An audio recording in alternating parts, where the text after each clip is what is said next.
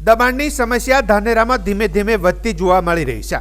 જ્યારે ધાનેરા નગરપાલિકાની બાજુમાં જૂના સ્ટેટ બેંકની લાઇનમાં કેટલીક દુકાનદારોએ છાપરા તેમજ ઓટલા બનાવી દબાણ કરેલ હતું। આ બાબતે નગરપાલિકાએ દબાણદારોને નોટિસ આપી હતી, પરંતુ આજ સુધી કોઈ નોટિસનો જવાબ ન મળતા આખરે નગરપાલિકાની ટીમ તેમજ મામલતદારશ્રીના હુકમથી દબાણને તોડી પાડવામાં આવ્યો હતો। તેમ છતાં મામલતદારશ્રી તેમજ ચીફ ઓફિસર પોતાના લોક લાગણીને ધ્યાનમાં લઈ તાકીદે જાતે જ છાપરા ઉતારી લેવા માટેની સમયની તક આપી હતી, પરંતુ લાગણીને માન ન આપી તેઓ બિંદાસપણે ધંધો કરતા જોવા મળ્યા હતા। ત્યારે આખરે નગરપાલિકાએ બુલડોઝર દ્વારા દબાણદારોને તોડી પાડવામાં આવ્યો હતો અને જગ્યા ખુલ્લી કરાઈ હતી।